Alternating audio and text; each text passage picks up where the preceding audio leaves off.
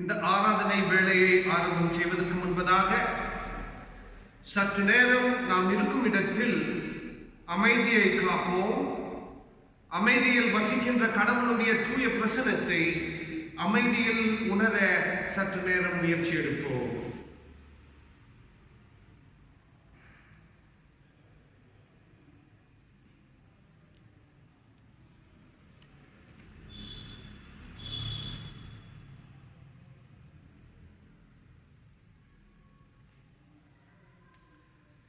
மூன்றாம் கடவுளின் பேராலே இந்த நேரத்தை ஆசீர்வதித்து ஆரம்பம் செய்வோமாக.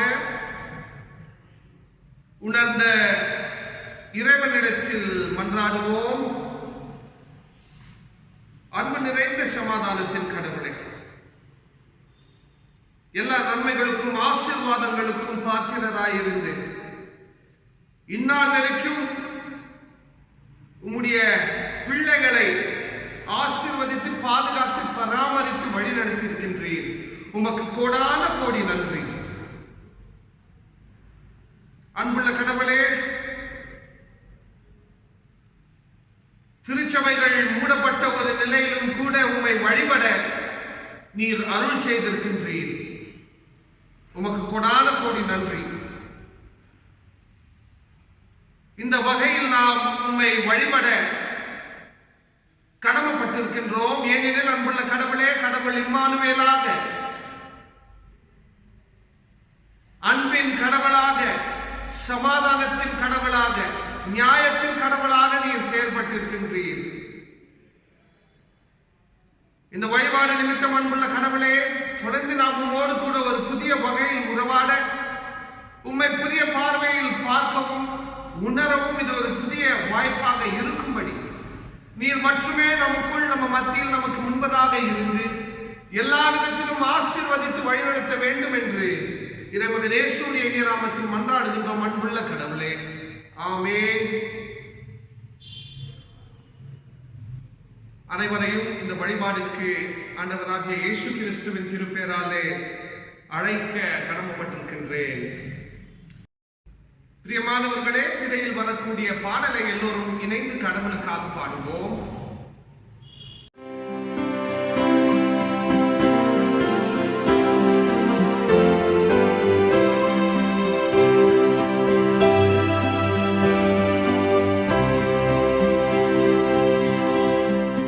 யாரை நான் புகழுவேன், யாரை நான் அறிகிறேன், என் கதியும் பங்கும் யார், நான் பாராட்டும் மேன்மையார்.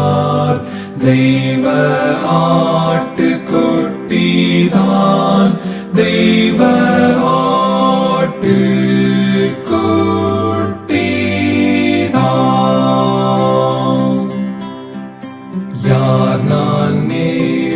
கண்மாலை, யார் என் தீட நம்பிக்கை, குற்றத்தை சுமந்தோர் யார், தெய்வ நேசம் தந்தோர் யார்.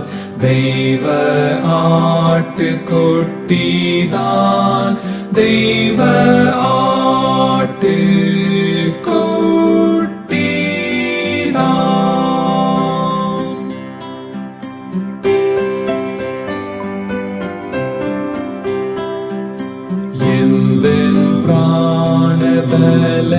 யார், ஆத்துமத்தின் சாரம் யார், யாரால் பாவி நீதிமான், யாரால் தெய்வ பிள்ளை நான். தெய்வ ஆட்டுக்குட்டிதான், தெய்வ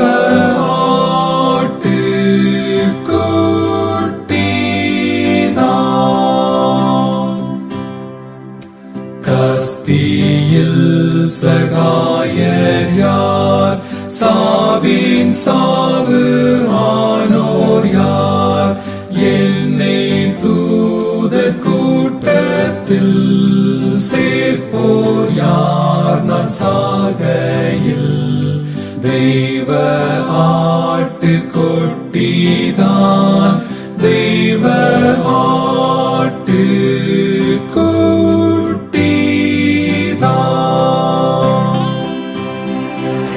இயேசுதான் என் ஞானமே, அவர் என் சங்கீதமே. நீங்களும் புகழுங்கள், அவரை பின் செல்லுங்கள். தெய்வ ஆட்டுக்குட்டியை, தெய்வ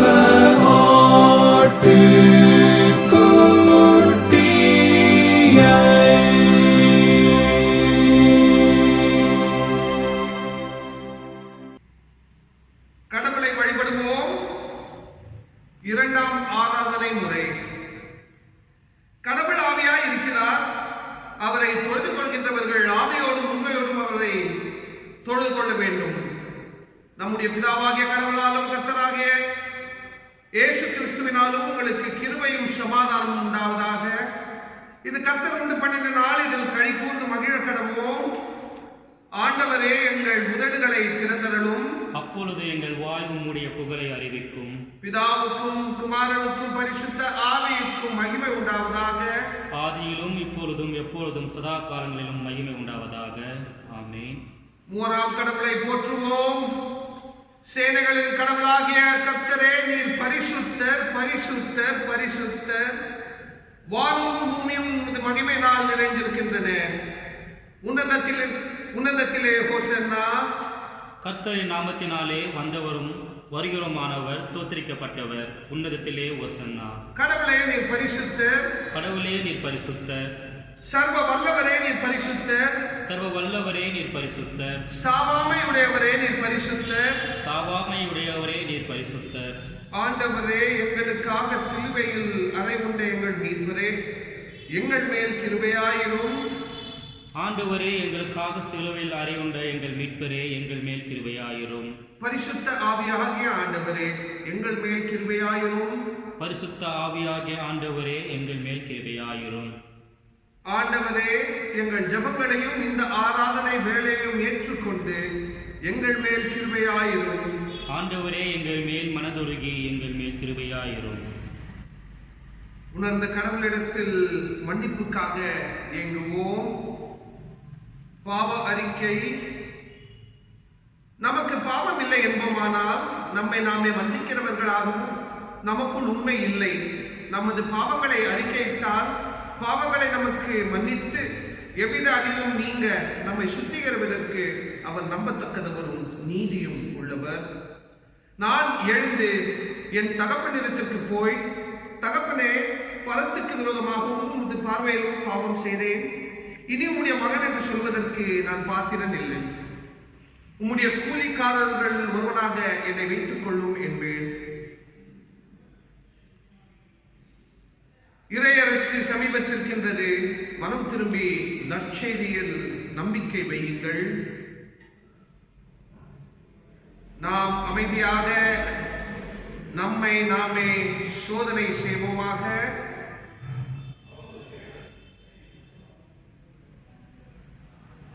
சர்வ வல்லமை உள்ள கடவுளிடத்தில் நாம் நமது பாவங்களை தாழ்மையோடு அறிக்கை செய்வோமாக. எல்லோரும் இணைந்து சொல்லலாம். சர்வ வல்லமையும் மிகுந்த இரக்கமுள்ள பிதாவே, தப்பிப்போன ஆடுகளைப் போல நாங்கள் உம்முடைய வழிகளை விட்டு வலுவி அலைந்து போனோம். எங்கள் இருதயத்தின் யோசனைகளுக்கும் விருப்பங்களுக்கும் மிகவும் இணங்கி நடந்தோம். உமது பரிசுத்த கற்பனைகளுக்கு விரோதமாய் குற்றம் செய்தோம். செய்யத்தக்கவைகளை செய்யாமல் செய்யத்தகாதவைகளை செய்து வந்தோம். எங்களுக்கு சுகமே இல்லை. ஆனாலும் ஆண்டவரே, தேவரீர் எங்கள் ஆண்டவராகிய இயேசு கிறிஸ்துவின் மூலமாய் மனிதருக்கு அருளி செய்த வாக்கு தத்தங்களின்படியே நிர்பாக்கியமுள்ள குற்றவாளிகளாகிய எங்களுக்கு இறங்கும். தப்பிதங்களை அறிக்கையிடுகிற எங்கள் மேல் பொறுமையாயிரும். பாவத்தின் மித்தம் துக்கப்படுகிற எங்களை சீர்படுத்தும். மிகவும் இரக்கமுள்ள பிதாவே, உம்முடைய பரிசுத்த நாமத்துக்கு மகிமை உண்டாகும்படி நாங்கள் இனி தேவ பக்தியும் நீதியும் தெரிந்த புக்தியும் உள்ளவர்களாய் நடத்துவர இயேசு கிறிஸ்துவின் நித்தம் எங்களுக்கு கிருபை செய்தருளும். ஆமென். ஆமென். கடவுளிடத்தில் மன்னிப்பை பெற்றுக்கொள்ளலாம். சர்வ வல்லமையும் மிகுந்த இரக்கமும் உள்ள ஆண்டவர் மன்னிப்பையும் பாவ நிவர்த்தியையும் நமக்கு கட்டளை அருளி வாழ்க்கையை சீர்படுத்துவதற்கான காலத்தையும் தமது பரிசுத்த ஆவியின் கிருபையும் தேற்றதலும் தந்தருடுவாராக. ஆமென். ஆண்டவரை துதியுங்கள். ஆண்டவர் நாமம் துதிக்கப்படுவதாக. பிரியமானவர்களே, இந்த நேரத்தில் இந்த நாளுக்குரிய திருமொழிகள் படிக்கப்படும். முதலாம் திருமொழி 1 சாமுவேல் 22ஆம் அதிகாரம் வசனங்கள் 12 தொடங்கி 23 வரைக்கும். 1 சாமுவேல் 22ஆம் அதிகாரம் வசனங்கள் 12 தொடங்கி 23 வரைக்கும். 1 சாமுவேல் 22ஆம் அதிகாரம் 12 23 வரை வாசிக்க கேட்போம். அப்பொழுது சவுல், அகிதூபின் குமாரனே, கேள் என்று சொல். அவன், இதோ இருக்கிறேன் என்று ஆண்டவனே என்றார். அப்பொழுது சவுல் அவனை நோக்கி, நீயும் ஈசாயின் மகனும் எனக்கு விரோதமாய் கட்டுப்பாட்டு பண்ணி இந்நாளில் இருக்கிறபடி எனக்கு சதி பண்ணின அவன் எனக்கு விரோதமாய் எழும்பும்படிக்கு நீ அவனுக்கு அப்பமும் பட்டாயமும் கொடுத்த சந்ததியில் அவனுக்காக விசாரித்தது என்ன என்றான். அகிமேலுக்கு ராஜாவுக்கும் பிரதியுத்தரமாக, உம்முடைய எல்லா ஊழியக்காரரும் தாவீதைப் போல ராஜாவுக்கும் மருமகனும் உம்முடைய கட்டளைகளின்படி செய்கிறவது போல உம்முடைய வீட்டிலேயே கனமுள்ளமாயிருக்கிறது. உண்மை உள்ளவன் யார்? இன்றைய தினம் அவனுக்காக தேவசந்தையில் விசாரித்து தொடங்கினேன். அது எனக்கு விரோதமாக ராஜா உம்முடைய அடையனாகிய என் மேலாகிலும் என் தகப்பன் வீட்டாரிலும் எவன் மேலாகிலும் குற்றம் சுமந்த வேண்டாம். உம்முடைய அடியான் இவைகள் எல்லாம் ஒரு சிறிய காரியமாகிலும் பெரிய காரியமாகிலும் அறிந்திருந்ததில்லை என்றான். ராஜாவோ அகிமேலுக்கு, நீயும் உன் தகப்பன் வீட்டார் அனைவரும் சாக வேண்டும் என்றான். பின்பு ராஜா தன் அண்டையிலே நிற்கிற சேவகரை நோக்கி, நீங்கள் போய் கர்த்தருடைய ஆசாரியர்களை கொல்லுங்கள். அவர்கள் கையும் தாவீதோடு இருக்கிறது. அவன் ஓடிப்போகிறதை அவர்கள் அறிந்திருந்தும் அதை எனக்கு வெளிப்படுத்தவில்லை என்றான். ராஜாவின் வேலைக்காரரோ கர்த்தருடைய ஆசாரியர்களை கொல்ல தங்கள் கைகளை நீட்ட சம்மதிக்கவில்லை. அப்பொழுது ராஜா தோவைக்கை நோக்கி, நீ போய் ஆசாரியர்களை கொன்று போடு என்றான். ஏதோமானாகிய தோவைக்கு ஆசாரியர்கள் மேல் விழுந்த சணல் நூல் ஏதோபத்தை தரித்திருக்கும் 85 பேரை அன்றைய தினம் கொன்றான். ஆசாரியர்களின் பட்டாயமாகிய நோபில் உள்ள புருஷரையும் ஸ்திரீகளையும் பிள்ளைகளையும் குழந்தைகளையும் மாடுகளையும் கழுதைகளையும் ஆடுகளையும் பட்டாயாருக்காகிலும் வெட்டி போட்டான். அகிதூபின் குமாரனாகிய அகிமேலுவின் குமாரரில் அபியானாய்த்தார் என்னும் பேருள்ள ஒருவன் தப்பி தாவீது இருக்கிற புறமாக ஓடிப்போய் சவுல் கர்த்தருடைய ஆசாரியர்களை கொன்று போட்ட செய்தியை தாவீதுக்கு அறிவித்தான். அப்பொழுது தாவீது அபியாத்தரை பார்த்து, ஏதோமனாகிய தோவைக்கு அங்கே இருந்தபடினாலே அவன் எவ்விதத்திலும் சவுலுக்கு அதை அறிவிப்பான் என்று அன்றைய தினமே அறிந்திருந்தேன். உன் தகப்பன் வீட்டாராகிய எல்லாருடைய மரணத்துக்கும் காரணம் நானே. நீ என்னிடத்தில் ஒரு பட்டாயம் வேண்டாம். உன் பிராணனை வாங்க தேடுகிறவனே உன் பிராணனையும் வாங்க தேடுகின்றான். நீ என் ஆதரவிலே இரு என்றார். இரண்டாம் பகுதி கலேசியர் 6ஆம் அதிகாரம் 11ஆம் வசனத்தில் தொடங்கி 18 வசனத்து வரைக்கும். கலேசியர் 6ஆம் அதிகாரம் 11 தொடங்கி 18 வரைக்கும். கலாத்தியர் 6ஆம் அதிகாரம் 11 18 வரை. என் கையெழுத்தாய் எவ்வளவு எழுதினேன் என்று பாருங்கள். மாம்சத்தின்படி நல்வேஷமாய் காணப்பட விரும்புகிறவர்கள் எவர்களோ அவர்கள் தாங்கள் கிறிஸ்துவினுடைய சிலுவை நிமித்தம் துன்பப்படாதபடிக்கு உங்களை விருத்த சேதனம் பண்ணிக்கொள்ள கட்டாயம் பண்ணுகிறார்கள். விருத்த சேதனம் அடைந்திருக்கிற அவர்களும் நியாயப்பிரமாணத்தை கை கொள்ளாமல் இருக்கிறார்கள். அப்படி இருந்தும் அவர்கள் உங்கள் மாம்சத்தை குறித்து மேன்மை பாராட்டும்படிக்கு நீங்கள் விருத்த சேதனம் பண்ணிக்கொள்ள வேண்டும் என்று விரும்புகிறார்கள். நானோ நம்முடைய கர்த்தராகிய இயேசு கிறிஸ்துவின் சிலுவையை குறித்தே அல்லாமல் வேறொன்றையும் குறித்து மேன்மை பாராட்டாதிருப்பேனாக. அவரால் உலகம் எனக்கு சிலுவையில் அறையுண்டிருக்கிறது, நானும் உலகத்திற்கு சிலுவை அறையுண்டிருக்கிறேன். கிறிஸ்து இயேசுக்குள் விருத்த சேதனமும் ஒன்றுமில்லை, விருத்த சேதனம் இல்லாமையும் ஒன்றுமில்லை, புது சிருஷ்டியே காரியம். இந்த பிரமாணத்தின்படி நடந்து வருகிறவர்கள் எவர்களோ அவர்களும் தேவனுடைய இஸ்ரவேலருக்கும் சமாதானமும் இரக்கமும் உண்டாயிருப்பதாக. இனிமேல் ஒருவனும் எனக்கு வருத்தம் உண்டாக்காதிருப்பானாக. கர்த்தராகிய இயேசு கிறிஸ்துவினுடைய அடையாளங்களை நான் என் சரீரத்திலே தரித்து கொண்டிருக்கிறேன். சகோதரரே, நம்முடைய கர்த்தராகிய இயேசு கிறிஸ்துவின் கிருபை உங்கள் ஆவியுடனே கூட இருப்பதாக. ஆமேன். வாசிக்க வேண்டிய 2ஆம் வேதப்பாடும் வாசித்தாயிற்று. நற்செய்தி பகுதி படிப்பதை கேட்போம். யோவானுக்கு ஒப்பாயிருக்கிற திருநூல் 21ஆம் அதிகாரம் வசனங்கள் 15 தொடங்கி 19 வரைக்கும். யோவான் 21:15 தொடங்கி 19 வரைக்கும். யோவான் எழுதின சுவிசேஷம் 21ஆம் அதிகாரம் 15 19 முடிய. அவர்கள் போஜனம் பண்ணின பின்பு இயேசு சீமோன் பேதுருவை நோக்கி, யோவானின் குமாரனாகிய சீமோனே, இவர்களிலும் அதிகமாய் நீ என்னிடத்தில் அன்பாயிருக்கிறாயா என்றார். அதற்கு அவன், ஆம் ஆண்டவரே, உம்மை நேசிக்கிறேன் என்பதை நீர் அறிவீர் என்றான். அவர், என் ஆட்டுக்குட்டிகளை மேய்ப்பையாக என்றார். 2ஆம் தரம் அவர் அவனை நோக்கி, யோவானின் குமாரனாகிய சீமோனே, நீ என்னிடத்தில் அன்பாயிருக்கிறாயா என்றார். அதற்கு அவன், ஆம் ஆண்டவரே, உம்மை நேசிக்கிறேன் என்பதை நீர் அறிவீர் என்றான். அவர், என் ஆடுகளை மேய்ப்பையாக என்றார். 3ஆம் தரம் அவர் அவனை நோக்கி, யோவானின் குமாரனாகிய சீமோனே, நீ என்னை நேசிக்கிறாயா என்றார். என்னை நேசிக்கிறாயா என்று அவர் 3ஆம் தரம் தன்னை கேட்டபடினாலே பேதுரு துக்கப்பட்டு, ஆண்டவரே, நீர் எல்லாவற்றையும் அறிந்திருக்கிறீர், நான் உம்மை நேசிக்கிறேன் என்பதையும் நீர் அறிவீர் என்றான். இயேசு, என் ஆடுகளை மேய்ப்பையாக என்றார். நீ இளவத உள்ளவனாய் இருந்தபோது உன்னை நீயே அரை கட்டி கொண்டு உனக்கு இஷ்டமான இடங்களிலே நடந்து திரிந்தாய்.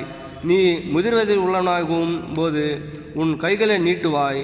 வேறொருவன் உன் அறையை கட்டி உனக்கு இஷ்டமில்லாத இடத்துக்கு உன்னை கொண்டு போவான் என்று மெய்யாகவே உனக்கு சொல்கிறேன் என்றார். இன்னவிதமான மரணத்தினாலே அவன் தேவனை மகிமைப்படுத்த போகிறான் என்பதை குறிக்கும்படியாக இப்படி சொன்னார். அவர் இதை சொல்லிய பின்பு அவன் நோக்கி, என்னை பின்பற்றி வா என்றார் என்பதை வாசிக்க வேண்டிய வேத பாடம் முடிந்தாயிற்று. பிரியமானவர்களே, இந்த நேரத்தில் அருளுரைக்கு ஆயத்தமாக உங்களுடைய திரையில் வரக்கூடிய பாடலை எல்லோரும் இணைந்து பாடுவோம்.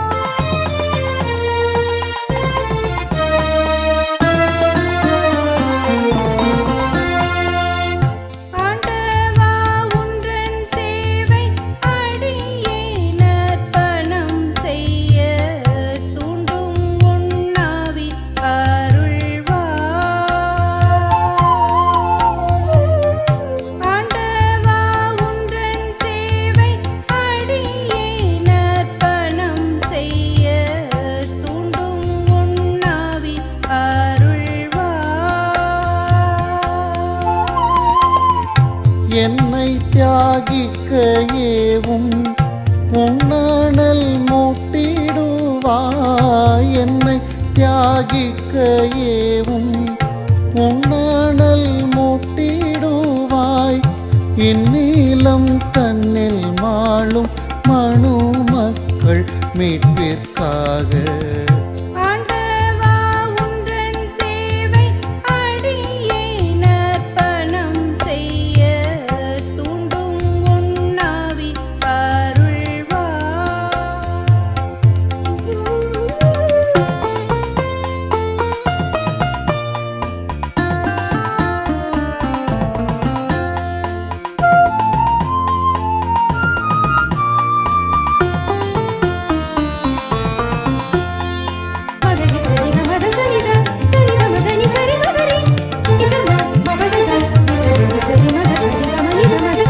வறுமை வன்கடன் வியாதி குருட்டாட்டம் கட்சி கடும் அறிவீனம் அந்தகாரம் வறுமை வன்கடன் வியாதி குருட்டாட்டம் கட்சி கடும் அறிவீனம் அந்தகாரம் மறுமூடி மக்கள் வாடும் தருணம் இக்காலமதார் மறுமூடி மக்கள் வாடும் தருணம் இக்காலமதால் குருநாதா உனதன்பை அருள்வாய் அடியேனுக்கே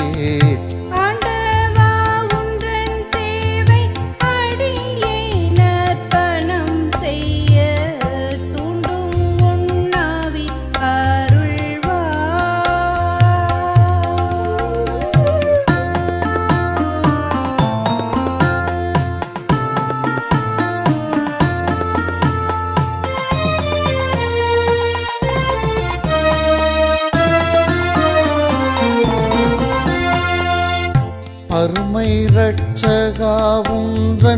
அரும்பாடு கண்ணீர் தியாகம் பேரன்பு பாரச்சேலுவை அருமை இரட்சகா உன்றன் அரும்பாடு கண்ணீர் தியாகம் பேரன்பு பாரச்சேலுவை சர்வமும் கண்ட என்றன் இருதயம் நைந்துருகி சர்வமும் கண்ட என்றன் இருதயம் நைந்துருகி வெறும் பேச்சாய் நின்றிடாம தருணம் எனையே தந்தே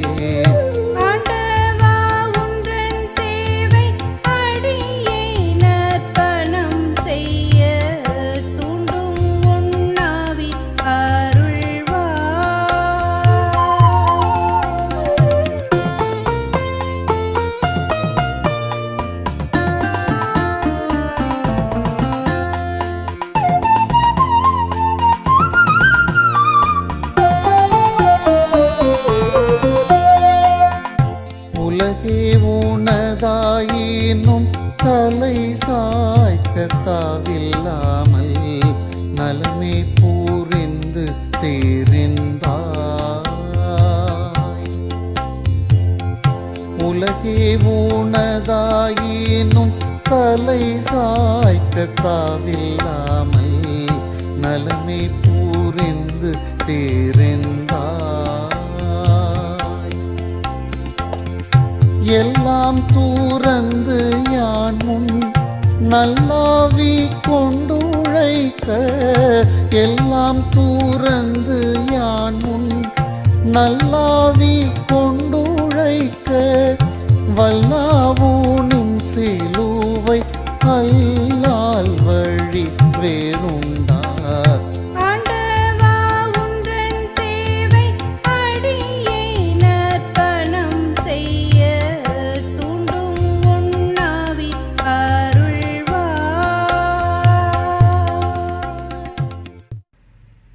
செய்வோம். அன்பு நிறைந்த சமாதானத்தின் கடவுளே, படிக்கப்பட்ட 3 பகுதிகளுக்காக உமக்கு கோடான கோடி நன்றி. இந்த வார்த்தைகளின் வாயிலாக அன்புள்ள கடவுளே, உடைய அருளை நாம் புரிந்து கொள்ள, அருள் பொழிவு திருப்பணி உடைய அடித்தளங்களை நாம் அறிய புரிய, அதே போல அன்புள்ள கடவுளே, கிறிஸ்துவுடைய காயங்களால் நாம் குறியிட பெற்றிருக்கிற நபர்களாக திருச்சபையில் செயல்பட்டுக் கொண்டு வந்திருக்கின்றோம். இதனுடைய மூல நோக்கங்களையும் நாம் அறிந்து கொள்ள, புரிந்து கொள்ள இது ஒரு புதிய வாய்ப்பாக இருக்கும்படி நீர் மட்டுமே உங்களுடைய ஞானத்தின் நிமித்தம் வழிநடத்த வேண்டும் என்று ஞானத்தின் கருவாக செயல்பட்ட ஆண்டவராகிய இயேசு கிறிஸ்துவின் நாமத்தில் மன்றாடுகின்றோம். ஆமென். பிரியமானவர்களே, மறுபடியும் உங்கள் அனைவரையும் இந்த வகையில் பார்க்க, இந்த வகையில் உங்களோடு இணைந்து கடவுளை வழிபட கடவுள் கொடுத்திருக்கின்ற இந்த வாய்ப்புக்காக நன்றியை செலுத்தி, தொடர்ந்து உங்களுக்காக நான் ஜெபித்துக் கொண்டிருக்கின்றேன். உங்களை கூடிய சீக்கிரத்தில் உங்களுடைய இல்லங்களில் வந்து பார்ப்பேன். மறுபடியும் உங்களோடு இணைந்து இந்த ஆலயத்துக்குள் நாம் கடவுளை வழிபடுவோம் என்ற ஒரு நம்பிக்கையில் தான் உங்களுக்கு முன்பதாக நான் நின்றிருக்கின்றேன். தொடர்ந்து எனக்காகவும் இந்த திருச்சபையில் மூத்தாயராக செயல்பட்டுக் கொண்டிருக்கின்ற சம்பத்தையா அவர்களுக்காகவும் கூட உங்களுடைய தனிப்பட்ட ஜபங்களில் நினைவு கூறுங்கள். ஏனெனில் பிரியமானவர்களே, இந்த ஞாயிறு அருள் பொழிவு திருப்பணி ஞாயிறு என்று திருச்சபை கருதி இருக்கின்றதை நாம் பார்க்க இருக்கிறோம். இந்த நாளுக்கு நமக்கு கொடுக்கப்பட்டிருக்கின்ற தலைப்பு என்னவென்றால், கிறிஸ்துவின் காயங்களால் குறியிடப்பெற்ற அருள் பொழிவு திருப்பணியை குறித்து நாம் எண்ண இருக்கின்றோம். அதாவது ஆயர் பணி, இதை குறித்து நாம் சிந்திக்க இருக்கின்றோம். மிகவும் முக்கியமாக படிக்கப்பட்ட 3 பகுதிகளை வைத்துக்கொண்டு ஆயர்கள் மற்றும் ஆயர்களுடைய திருப்பணியை நாம் ஒரு புதிய வகையில் பார்க்க இருக்கின்றோம். பிரியமானவர்களே, நம்முடைய திருமண்டலத்தில் இந்த ஒரு குறிப்பிட்ட திருப்பணி, இந்த திருப்பணியின் அழைப்பை திருமண்டலம் எப்படி பார்க்கிறது என்பதை நான் இந்த நேரத்தில் உங்களுக்கு முன்பதாக பகிர்ந்து கொள்ள இருக்கிறேன். அதாவது ஒரு வகை இருக்கின்றது. There is a pattern, there is a system. இந்த வகை நிமித்தம் திருச்சபையில் ஒரு சாதாரணமாக இருக்கின்ற வாலிபர்களை, ஆணையும் பெண்ணையும் திருச்சபையாக தேர்ந்தெடுத்து அதன் பிறகு திருமண்டலத்திற்கு அனுப்பி அங்கே பல்வேறு வகையில் இவங்களுக்கு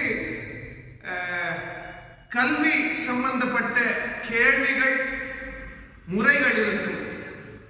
அதையும் தாண்டி அந்த ஒரு வகையில் நன்றாக செயல்பட்ட வாலிபர்களை இறையல் கல்லூரிக்கு அனுப்பி, இறையல் கல்லூரியில் ஒரு 4 ஆண்டுகள் படித்து அதன் பிறகு திருமண்டலத்துக்கு வந்து அருள் பொழிவு பெற்றுக்கொண்டு செயல்பட இந்த திருமண்டலம் ஆயருடைய பணியை இப்படி எண்ணி இருக்கிறது.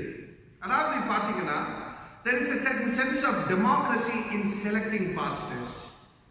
ஒரு ஜனநாயகம் அடிப்படையில் தான் ஆயர்கள் திருமண்டலத்தில் தெரிந்தெடுக்கப்பட்டிருக்கின்றார்கள். உங்களை போலதான் நானும் ஒரு காலகட்டத்தில் ஒரு சாதாரண வழிபடுகிற நபனாக இருந்திருப்பேன். ஒரு புதிய வகையில் கடவுளுடைய உணர்ச்சி, ஒரு விசேஷ அனுபவம், அதன் வாயிலாக நான் கடவுளுடைய அருளையும் அன்பையும் சமாதானத்தையும் நியாயத்தையும் உணர்ந்து அதை என்னுடைய திருச்சபையின் போதகருக்கு பகிர்ந்தளித்து அந்த போதகருடைய ஆலோசனையின் பிரகாரம் திருமண்டலத்தின் அழைப்புக்காக ஏங்கி காத்திருந்து இந்த முழு ஒரு வகையை முடித்து உங்களுக்கு முன்பதாக ஆயராக இருக்கின்றேன். உங்களுக்கு முன்பதாக ஆயராக இருப்பதற்கு முன்பதாக ஒரு 5-6 ஆண்டுகள் கடினமான இறையல் கல்வி, கடினமான சூழலில் இறையல் கல்வியின் மாணவராக செயல்பட்டு மக்களோடு மக்கள் இருக்க கற்றுக்கொண்டு மக்களோடு மக்களாக இருக்கிற நிலைமையில் கடவுளுடைய வார்த்தையின் அடித்தளங்களையும் அறிந்து புரிந்து வருவதற்கு முன்பதாக ஒரு சாதாரண மனிதனாக நாம் படுகிற வேதனை, நாம் படுகிற துன்பம் ஏராளம். அது புதுசா படிச்சு வரவங்க கிட்டதான் கேட்கணும். அது ஒரு புறத்தில். இன்னொரு புறத்தில் ஒரு 30 ஆண்டு காலம் 35 ஆண்டு காலம் ஆயர் பணிகளை முடித்து ஓய்வு பெற வேண்டும் என்ற ஒரு காலகட்டத்தில் இருக்கக்கூடிய மூத்த ஆயர்கள் இடத்திலும் கூட நாம் கேட்க வேண்டும். இந்த திருப்பணி எப்படியாப்பட்ட ஒரு திருப்பணி? இவங்ககிட்ட கேட்டா அவங்க சொல்லுவாங்க, கதையா சொல்லுவாங்க. மக்களோடு மக்களாக இருக்கின்ற பொழுது ஒரு புறத்தில் ஆசீர்வாதங்கள் இருக்கும், இன்னொரு புறத்தில் தழும்புகளும் இருக்கும். On one hand we can enjoy the ministry, on the other hand there are also marks of slaughter on the pastors. இதை நாம் கவனமாக பார்க்க வேண்டும், கவனமாக அதை சிந்திக்க வேண்டும். பிரியமானவர்களே, நமக்கு கொடுக்கப்பட்டிருக்கின்ற தலைப்பின் பார்வையில் அறிவு அருள் பொழிவு திருப்பணியை குறித்து நாம் சிந்திக்க வேண்டும் என்றால் அதற்கு இன்னொரு மூலக்கல் இருக்கின்றது, அதற்கு இன்னொரு அடித்தளம் இருக்கின்றது. அது என்னது என்று நாம் முதலாவதாக சிந்திக்க வேண்டும். கிறிஸ்துவின் காயங்களினால் குறியிட பெற்ற அருள் பொழிவு திருப்பணி, அதாவது the marks of Christ, the marks of the wounded Christ is the fundamental of ordained ministry. கிறிஸ்துவுடைய தழும்புகள், கிறிஸ்துவுடைய காயங்கள் என்பது மிகவும் முக்கியமாக இருக்கின்றது இந்த திருப்பணியில். அப்போ ஒரு கேள்வி நாம் எழுப்பலாம். திருப்பணி என்பது மிகவும் துன்பம் மூழ்கின ஒரு திருப்பணியா? இந்த வேலை, இந்த ஒரு ஊழியம் என்பது முழுக்க முழுக்க துன்பத்தில் இருக்கக்கூடிய ஒரு சமாச்சாரமா? இந்த கேள்விக்கு பதில் ஒரு வகையில் ஆம், இன்னொரு வகையில் இல்லை. ஏனெனில் கிறிஸ்துவுடைய பாடுகள் நிமித்தம், கிறிஸ்து மேல் இருக்கக்கூடிய தழும்புகள், காயங்கள், இதுதான் இந்த உலகத்தில் புதிய வரலாற்றுக்குரிய அறிகுறியை பெற்றிருக்கின்றது. இது புதிய வரலாறுக்குரிய சின்னமாக இருக்கின்றது. The wounds of Christ. கிறிஸ்துவுடைய துன்பங்கள், கிறிஸ்துவுடைய பாடுகள், கிறிஸ்துவுடைய தழும்புகள், காயங்கள், இது அனைத்தும் புதிய வரலாறுக்குரிய சின்னம், அறிகுறிகள். இதுக்கு ஒப்பாயிருக்கிற இறையலை நாம் சற்று நேரம் சிந்தித்து பார்க்க வேண்டும். ஒண்ணுமே இல்லாத ஒரு உலகத்தில் எல்லாத்தையும் படைத்த கடவுள் உடைய உச்சகட்டமான இரக்கம் என்னவென்றால், உண்டாக்கின கடவுள் உண்டாக்கப்பட்ட உலகத்தில் ஒரு சாதாரண மனிதனாக மட்டும் இல்லாமல் ஒரு ஏழை மகனாக பிறந்து, அந்த ஏழை மகனாக பிறந்து வீடு இல்லாமல், இருக்க இடமில்லாமல், படுக்க இடமில்லாமல் இந்த உலகத்தில் செயல்பட்டு கடவுளுடைய நியாயம் என்பது மக்கள்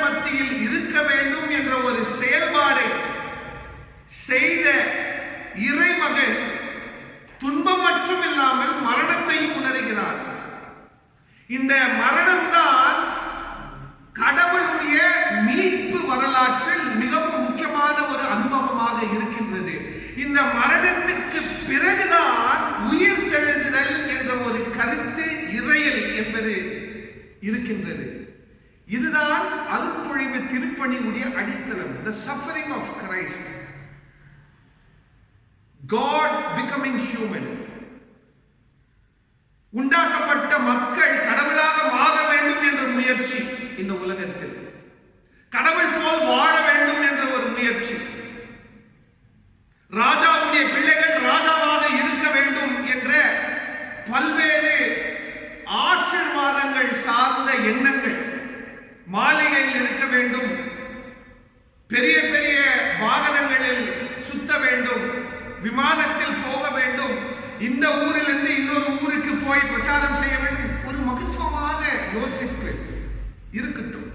ஆனால் கடவுளுடைய செயல்பாடு என்னவென்றால், விண் உலகத்தின் அனைத்து செல்வாக்கை விட்டு மண்ணுலகில் ஒரு சாதாரண ஏழை குழந்தையாக பிறந்து செயல்பட்ட காரியத்தை நாம் சிந்தித்து அதை உள்வாங்கினால், இந்த மகத்துவமான காரியங்களை விட்டு இயல்பான காரியங்களில் கடவுளுடைய இரக்கத்தையும் கடவுளுடைய நியாயத்தையும் தேடுகிற ஒரு பணியாளர்களாக நாம் இருக்க முடியும். பிரியமானவர்களே, ஆயர்களுடைய அடித்தளம் இதுதான். முதலாவதாக நமக்கு படிக்கப்பட்ட பகுதி 1 சாமுவேல் 21ஆம் அதிகாரம், மன்னிக்க வேண்டும், 22ஆம் அதிகாரம் வசனங்கள் 12 தொடங்கி 23 வரைக்கும் பார்ப்போமானால், ஒரு ஆயர்களுடைய கூட்டம், ஒரு புறத்தில் அபிமெலேக் இருக்கின்றார்கள், இன்னொரு புறத்தில் அபைத்தர் இருக்கின்றார்கள். இவங்கள் 2 பேருடைய அனுபவம் எப்படி இருக்கிறது என்பதை பார்ப்போமானால், ஒரு புறத்தில் சவுல் ராஜா, இன்னொரு புறத்தில் தாவீது. இந்த 2 ராஜாக்கள் மத்தியில் நடக்கக்கூடிய வாக்குவாதம், போரு மற்றும் வன்முறைக்கு மத்தியில் ஆயக்காரர்கள் இருக்கின்றார்கள்.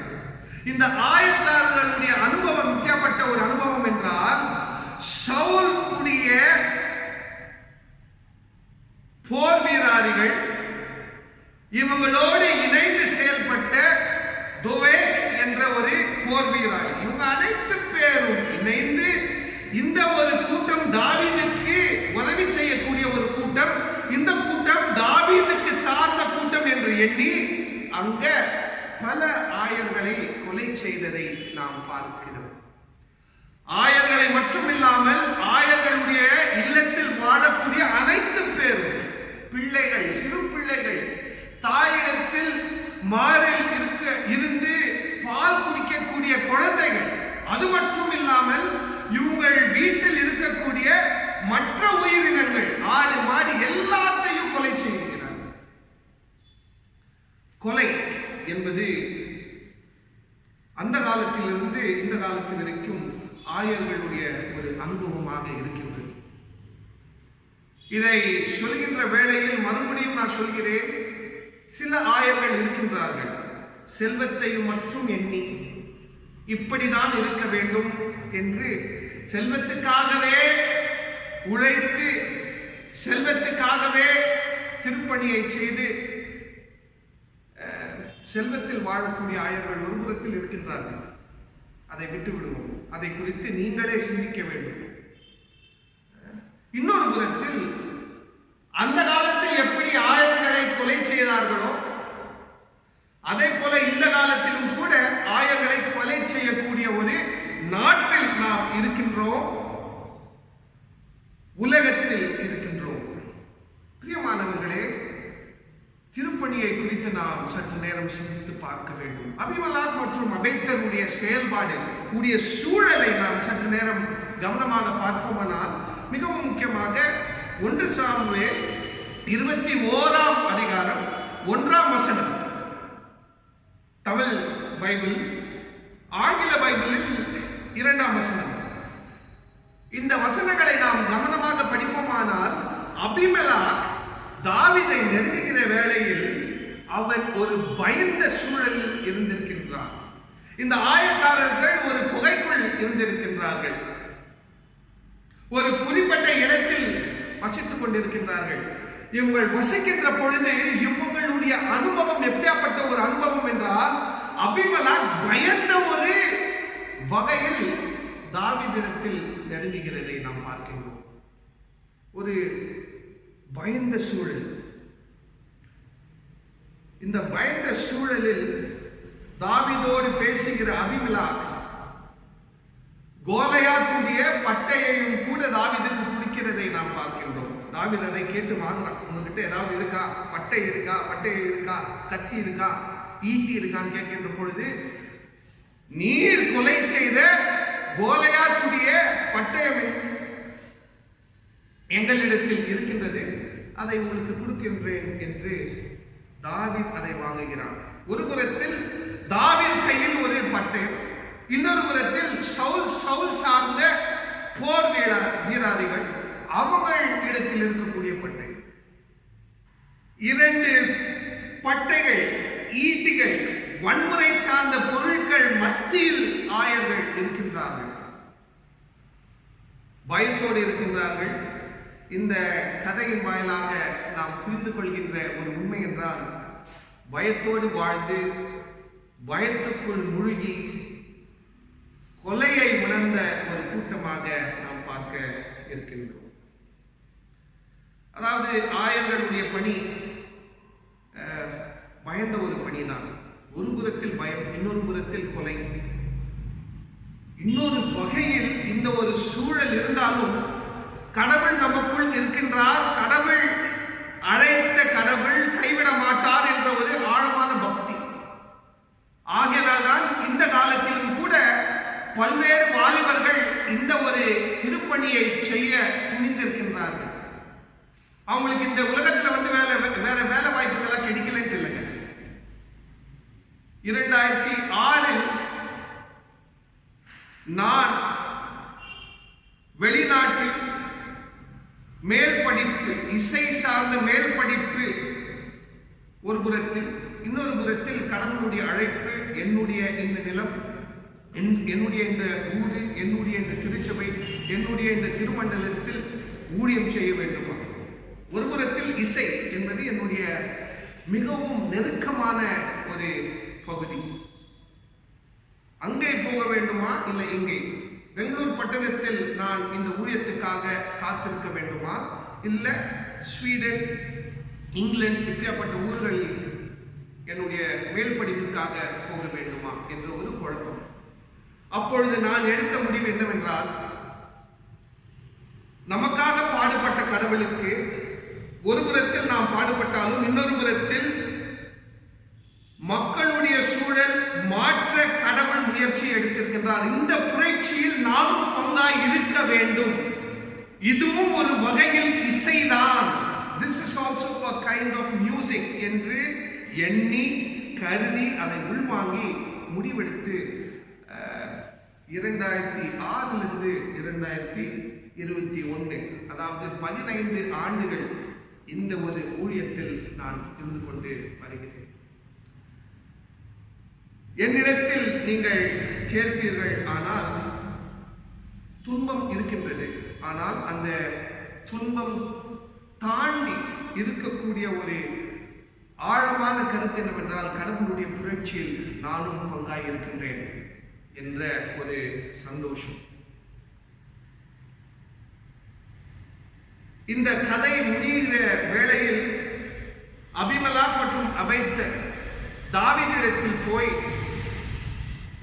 எங்க கூட செயல்பட்ட அனைத்து ஆயர்களையும் கொன்றுவிட்டார்கள், இந்த பயந்த சூழலில் நாம் வாழ்ந்து கொண்டிருக்கின்றோம். அப்பொழுது தாவீது இந்த ஆயக்காரர்களை பார்த்து சொல்லுகிற ஒரு காரியம் என்னவென்றால், உங்களை கொலை செய்யக்கூடியவன் என்னையும் கொலை செய்வான், நீங்கள் என்னிடத்தில் வாருங்கள், நான் உங்களுக்கு அடைக்கலம் கொடுப்பேன், உங்களை காப்பாற்றுவேன் என்று தாவீது ராஜா கருதி இவங்களை சேர்த்துக் கொள்கிறார். அதாவது பயந்த ஒரு சூழல், 2 ராஜாக்கள் கொலை, அதன் பிறகு இன்னொரு ராஜா கிட்ட போயிட்டு இந்த ஆயர்கள் சேர்ந்து கொள்கின்றார்கள். இதனுடைய கருத்து இறையில் சற்று நேரம் சிந்தித்து பார்ப்போமானால், ஆர்டைன்டு மினிஸ்டர், அதாவது ஆயர்களுடைய வாழ்க்கையை பார்த்தீங்கன்னா மக்களை சார்ந்த, மக்களை நம்புகிற ஒரு காரியமாக இருக்கின்றது. Ordained ministry is all about trust. இரண்டாவதாக பவுல் அவர்கள்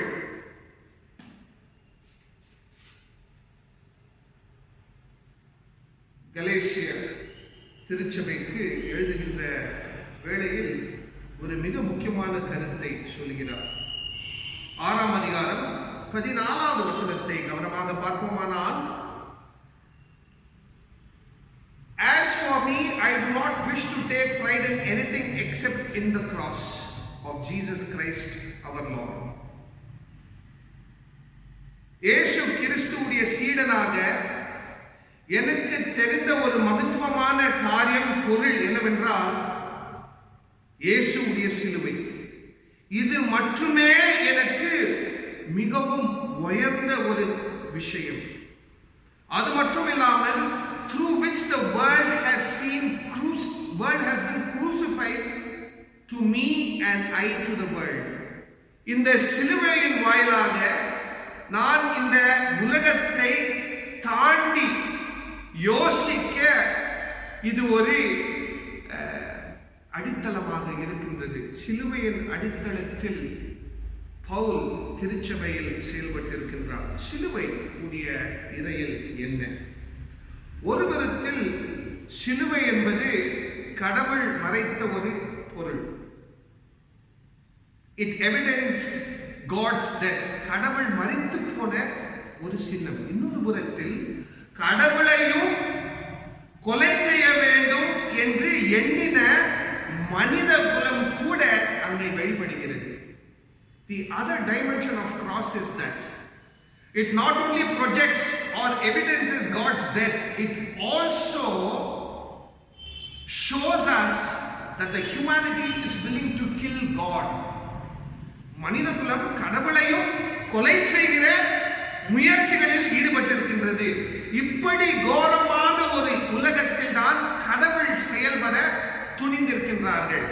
ஆகையினால் தான் பவுலுக்கு சிலுவை என்பது அவருடைய ஊழியத்தின் அடித்தளமாக இருக்கின்றது. இதை சொல்கிற இன்னொரு சூழல் என்னவென்றால், அந்த ஒரு காலகட்டத்தில் அந்த ஒரு திருச்சபையில் இருக்கக்கூடிய ஒரு மிக பெரிய கேள்வி என்னவென்றால், பாரம்பரியமாக ஒரு புறத்தில் கடவுளுடைய நியாய தீர்ப்பு,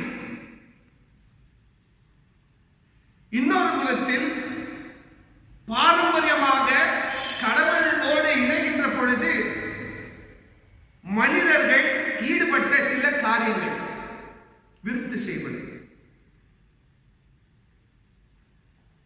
பிரியமானவர்களே, கிறிஸ்துவுடைய அனுபவத்தில் இது இரண்டையும் வெறுத்து ஒரு புதிய உலகம் சார்ந்த பொருட்கள், இப்படியாப்பட்ட பொருட்கள் இல்லை என்பதை ஒரு யூதனாக பவுல் உணர்கிறார்.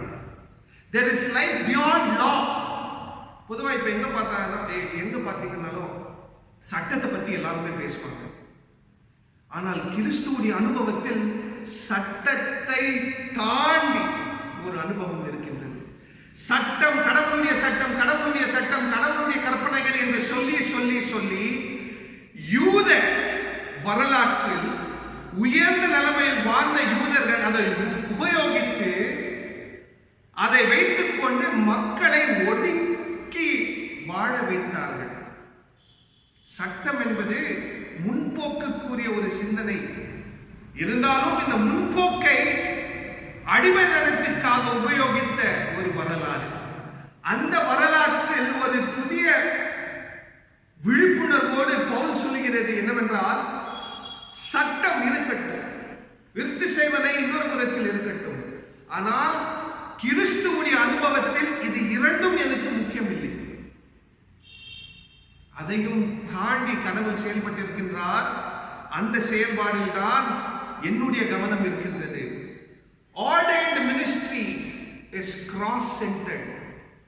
சிலுவை சார்ந்த ஒரு ஊழியம்தான் அருள் பொழிவு பெற்றுக்கொண்ட ஒரு ஊழியம்.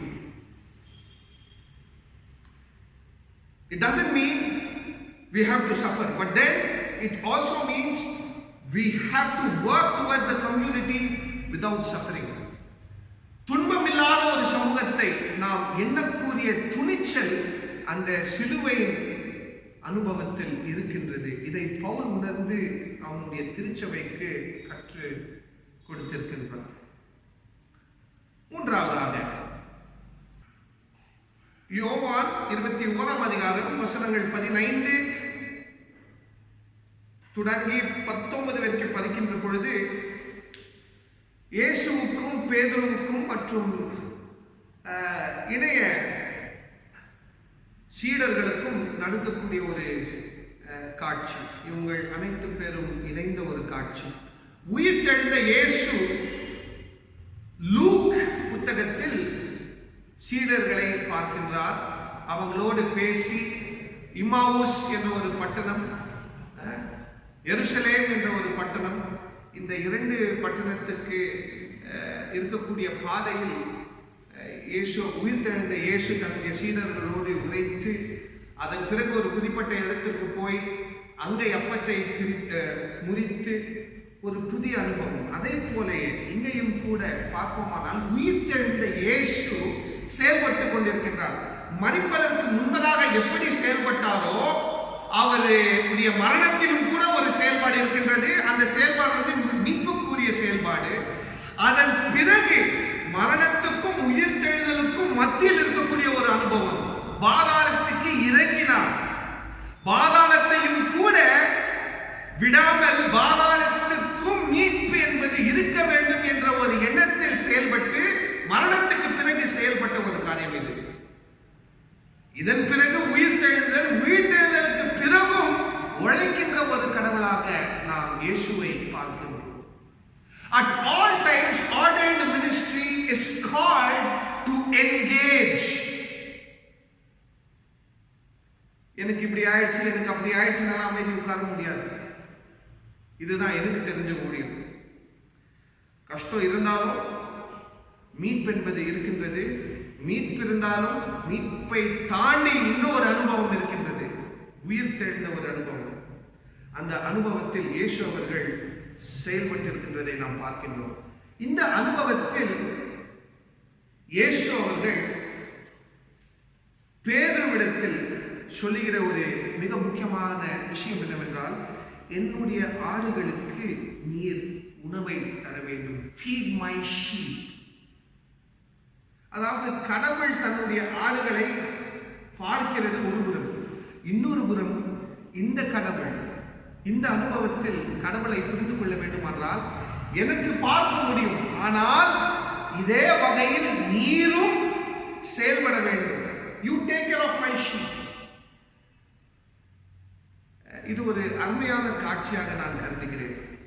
இயேசுவானவர் எருசலேமுக்கு போற ஒரு அனுபவத்தில் ஒரு சீடர்கிட்ட சொல்றாருங்க, அப்படி போனீங்கன்னா உங்களுக்கு ஒரு இடம் கிடைக்கும், அங்க வந்து ஒருத்தர்கிட்ட கழுதை இருக்கும், அந்த கழுதையை கேட்டு வாங்கிட்டு வாங்க, மறுபடியும் கொடுத்துருவேன். இது ஒரு புதிய ராஜா அடையாளம்.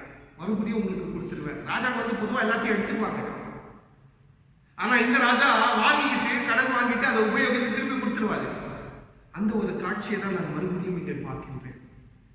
என்னுடைய பிள்ளைகள், என்னுடைய மக்கள், என்னுடைய ஆடுகள், நான் பார்த்து கொண்டிருக்கின்றேன், இவங்களை பராமரித்திருக்கின்றேன். இதற்கு மேலே இறைப்பணியில் நீங்களும் செயல்பட வேண்டும் என்ற ஒரு அழைப்பு.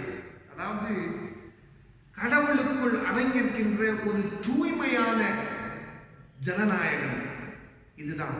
There is a certain sense of democracy within God. இதுதான் அழைக்கப்பட்ட ஒரு ஊழியம். இதுதான் அருள் பொழிவு பெற்றுக்கொண்ட ஒரு ஊழியம். கடவுள் செய்கிற காரியங்களில் மனிதனையும் கடவுள் அழைக்கின்றார். அதற்காக தான் இதை இறைப்பணி என்று கருதுகிறார்கள், திருப்பணி என்று கருதுகிறார்கள். அருள் பொழிவு பெற்றுக்கொண்ட திருப்பணி.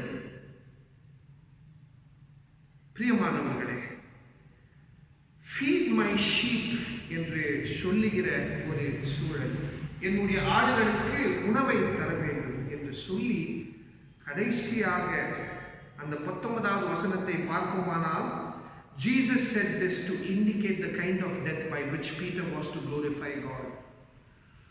மரணத்தின் வாயிலாகவும் கூட பேதுரு என்ற ஒரு சீடன் கடவுளை எப்படி காண்பிக்க இருக்கிறான் என்ற ஒரு அறிகுறியையும் கூட இயேசுவானவர் பேதுருவுக்கு சொல்கிறதை நாம் பார்க்கின்றோம். Don't worry, கடவுள் சார்ந்த கவலைப்படக்கூடாது. கடவுள் சார்ந்த நியாயத்துக்காகவும் சமாதானத்திற்காகவும் உழைக்கின்ற பொழுது துன்பம் மரணம் இருக்கும். அந்த துன்பத்தின் நிமித்தம் கூட, அந்த மரணத்தின் நிமித்தம் கூட கடவுளுடைய மகத்துவம் வெளிப்படும்.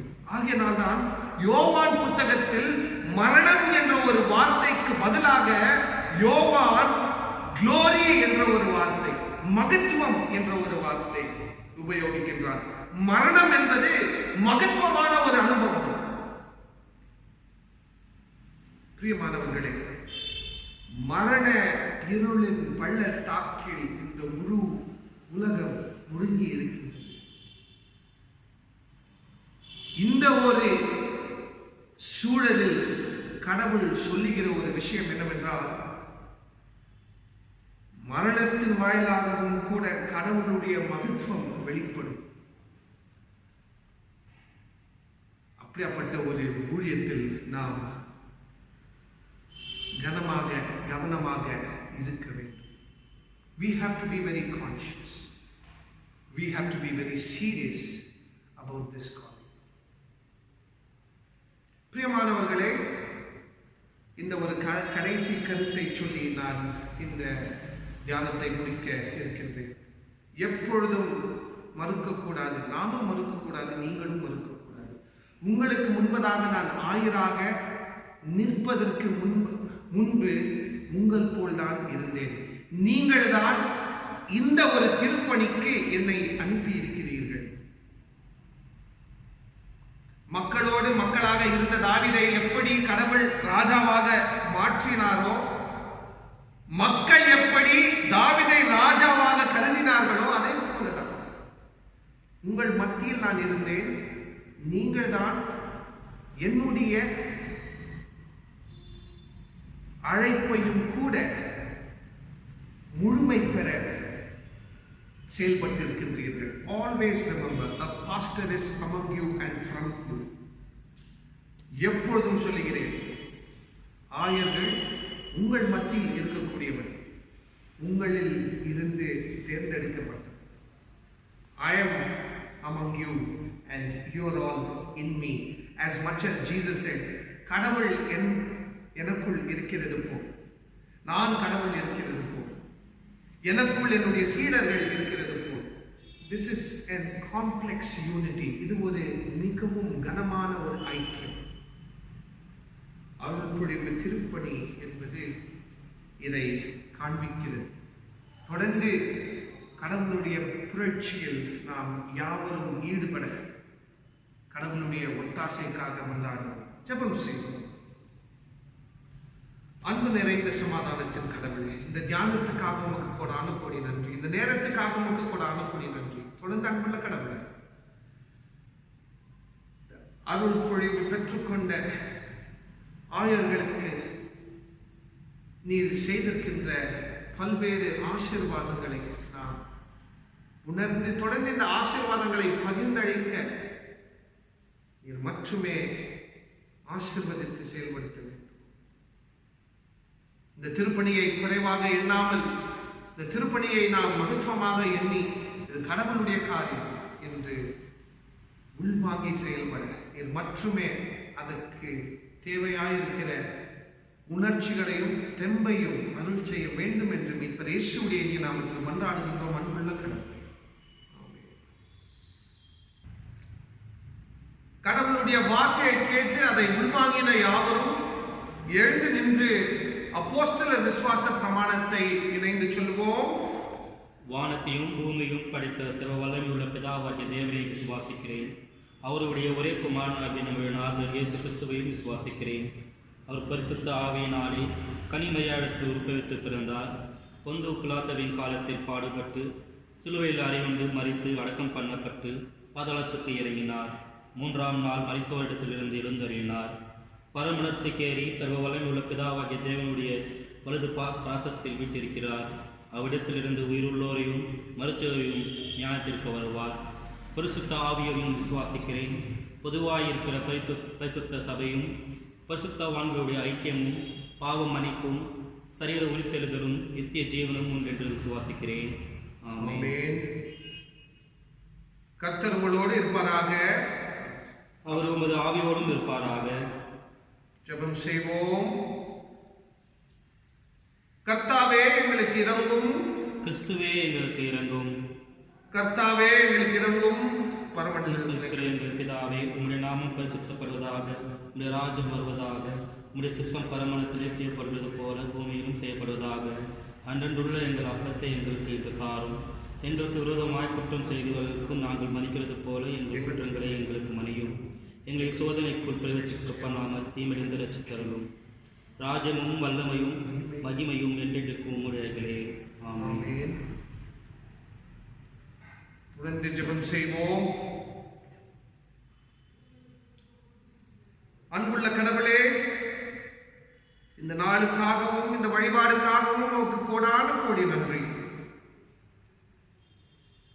திருச்சபைக்கு வர முடியாத ஒரு சூழலிலும் கூட அன்புள்ள கடவுளே, பக்தியின் வாயிலாக உம்முடைய நாமத்திற்குள் நாம் யாவரும் களி கூர்ந்து நாம் இருக்கும் இடத்தில் இருந்து உம்மை வழிபட கிருபை செய்திருக்கின்றீர். உமக்கு கோடான கோடி நன்றி. தெம்பாய் இருக்கிறவர்கள், பலவீனத்தில் இருக்கிறவர்கள், முதியோர்கள், பிள்ளைகள், ஆண்கள், பெண்கள், வாலிபர்கள் யாவரும் இணையக்கூடிய ஒரு தருணத்தில் அன்புள்ள கடவுளை நாம் இருந்து வருகிறோம்.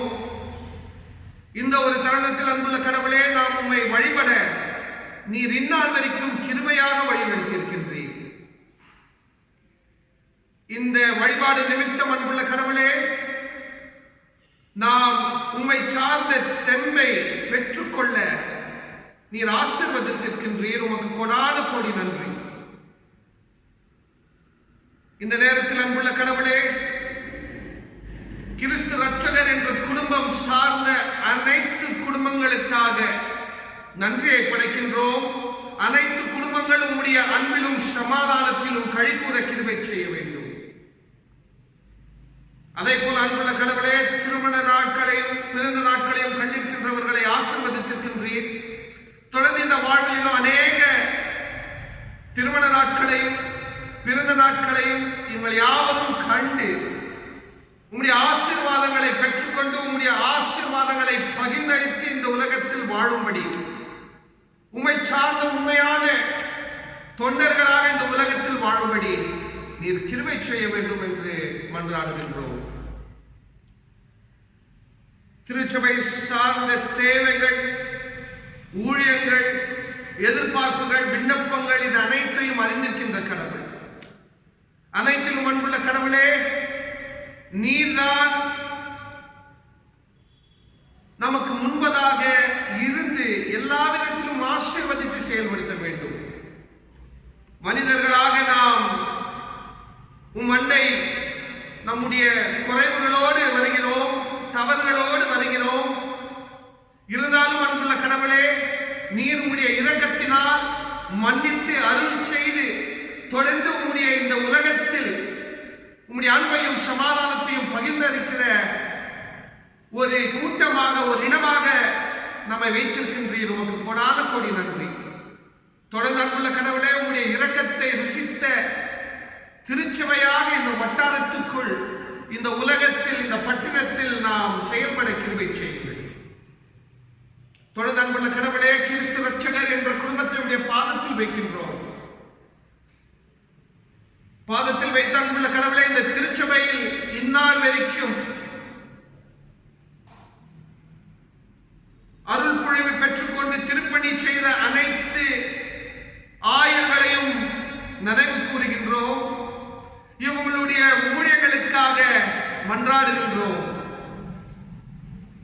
இவர்களுடைய ஊழியத்தின் நிமித்தம் அன்புள்ள கடவுளே, உம்மை வகவகையாக அறிந்திருக்கின்றோம், புரிந்து கொண்டிருக்கின்றோம். இவங்களுடைய அனைத்து முயற்சிகள் நிமித்தம் அன்புள்ள கடவுளே, அந்த குடும்பங்கள் முன்னேற்றத்தை கண்டிருக்கின்றதையும் கூட நாம் உணர்கின்றோம். தொடர்ந்து அன்புள்ள கடவுளே, ஊழியம் செய்த அனைத்து ஆயர்களை நாம் நினைவு கூர்ந்து அவர்களுடைய தனிப்பட்ட குடும்பங்களை உடைய பாதத்தில் வைக்கின்றோம். அதை போல அன்புள்ள கடவுளே, திருமணத்தில் இருக்கக்கூடிய அனைத்து ஆயருடைய குடும்பங்கள் ஆயர்களுக்கு மாதிரியாய் இருக்கும்படி மூத்த போதகராக பிஷப் அவர்களையும் கூட ஆசீர்வதித்திருக்கின்றீர். அந்த குடும்பத்தையும் கூட அன்புள்ள கடவுளே நீர் மட்டுமே பாதுகாத்து வழிநடத்த வேண்டும். ஆயர்களாக உம்முடைய அன்பையும் சமாதானத்தையும் நம்பி உம்முடைய அன்பையும் சமாதானத்தையும் நியாயத்தையும் பிரதிபலிக்கின்ற வாழ்க்கையை வாழும்படியும் கூட கிருபை செய்யுங்கள். தொடர்ந்து அன்புள்ள கடவுளே, இந்த அருள் பொழிவை பெற்றுக்கொள்ள படித்துக் கொண்டிருக்கின்ற பல்வேறு இறையல் கல்வி மாணவர்களுக்காகவும் கூட இந்த நேரத்தில் மன்றாடுகின்றோம். ஆசீர்வதிகள், வழிநடத்துங்கள். தொடர்ந்து அன்புள்ள கடவுளே, இந்த முழு ஜெபத்தை பாதத்தில் வைத்து, இந்த திருச்சபையின் எதிர்காலத்தை பாதத்தில் வைத்து,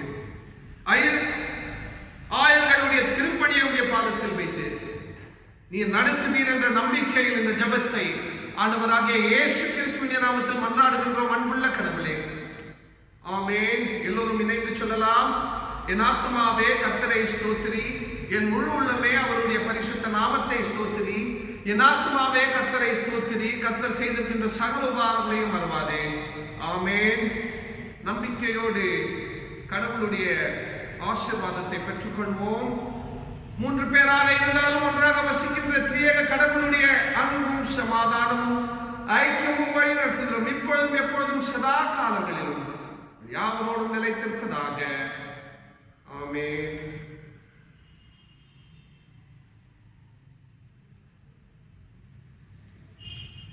கடைசி பாடலாக உங்களுடைய திரையில் வரக்கூடிய பாடலை இணைந்து பாடுவோம்.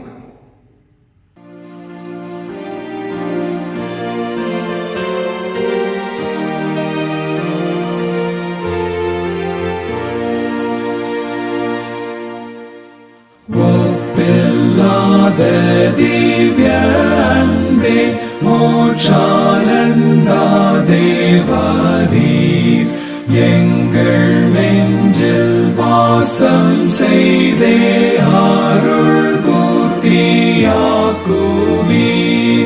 மாதையாழ இயேசுநாதா, அன்பு மாயமான நீர், நைந்த உள்ளத்தில் இறங்கி ரட்சிப்பா சந்திப்பீர். உமது நல் ஆவி தாரும், எங்கள் நெஞ்சு பூரிப்பாய். உம்மில் சார நீரே வாரும், சுத்த அன்பின் வாடிவாய். பாவ ஆசை எல்லாம் நீக்கி ஆடியாரை ரட்சியும். விசுவாசத்தை துவக்கி முடிப்பவராயிரும்.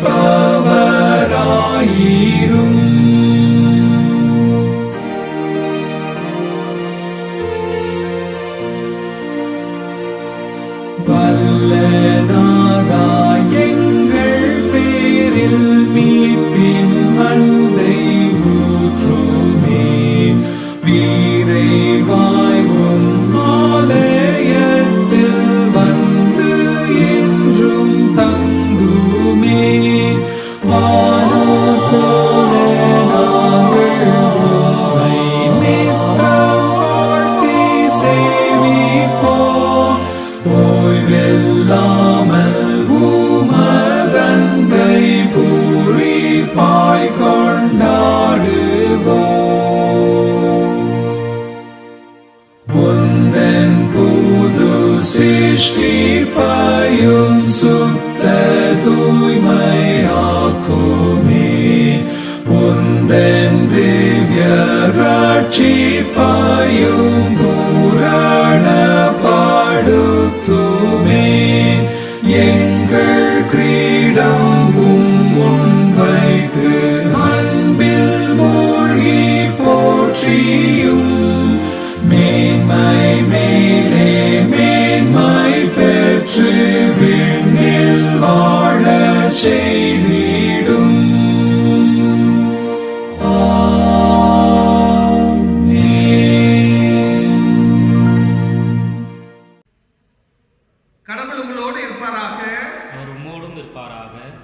கடவுளுடைய சமாதானத்தை உணர்ந்தவர்களாக, அதை பிரதிபலிக்கின்றவர்களாக இந்த உலகத்தில் செயல்படுவோம்.